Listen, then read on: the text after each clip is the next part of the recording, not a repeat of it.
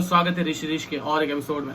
अभी मैंने जस्ट देखी मार्वल की वेयरवुल्फ बाय नाइट, जो मार्वल की पहली ए रेटेड प्रेजेंटेशन थी।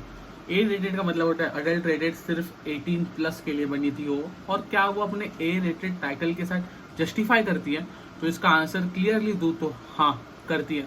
इसमें बैड लैंग्वेज या फिर बैड वर्ड्स तो नहीं है, बट जो सीन्स इसमें दिखाया गया है, जो ब्रुटैलिटी इसमें दिखाई गई है, मोस्ट ऑफ द जो प्रेजेंटेशन है वो ब्लैक एंड व्हाइट में, बट वो ब्रुटैलिटी झलकती है।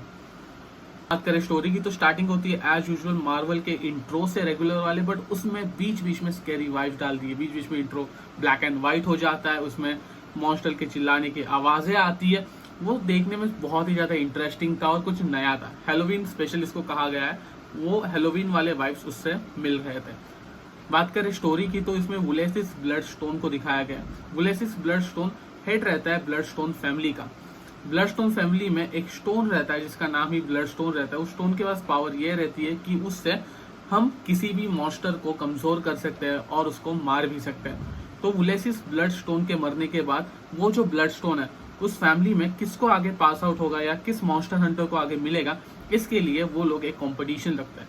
उस कंपटीशन में दुनिया जहां से मॉन्स्टर हंटर्स आते हैं और उनका टारगेट ये रहता है कि उनको एक दूसरे को मारना है, के साथ मॉन्स्टर्स को भी मारना है जो उस यार्ड में प्रेजेंट है, और लास्ट में जो जिंदा बचेगा उसको वो ब्लड स्टोन मिल जाएगा। तो इसी में वुलेसिस की बेटी भी होती है, वुलेसिस की पत्नी भी होती है, और साथ ही साथ दुनिया जहाँ के और 5-6 मॉन्स्टर हंटर होते भी हैं, और साथ ही साथ हमारा वेयरवुल्फ जैक भी होता है। जैक का वहां पे आने का मेन मोटिव ब्लड स्टोन को पाना नहीं होता है, उसका मेन मोटिव होता है अपने दोस्त टेड को छुड़ाना। अब ये टेड कौन है?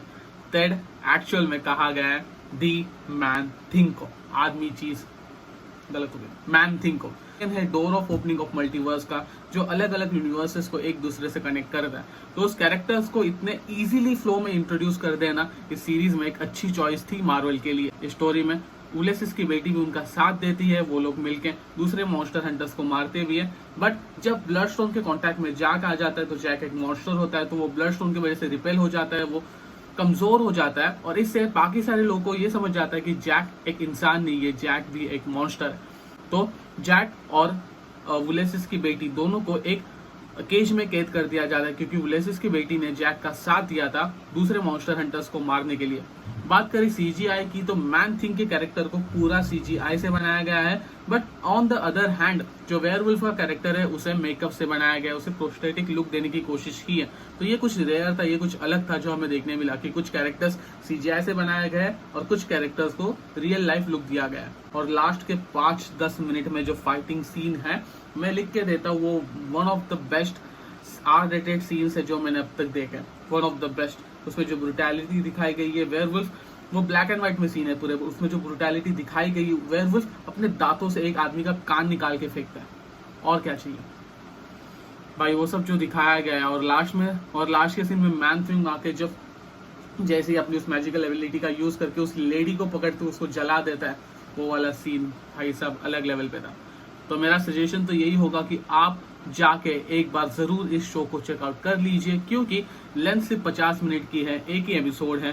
स्टोरी बहुत ही ज्यादा सिंपल है, बट इसकी जो सिनेमेटोग्राफी है, इससे जो आपको एक्सपीरियंस मिलेगा, once in the lifetime experience के लिए आप इस शो को देख सकते हो। अगर आप नए हो तो वीडियो को लाइक कर दीजिए, चैनल को सब्सक्राइब कर दीजिए और देखते रहे ऋषि। बाय।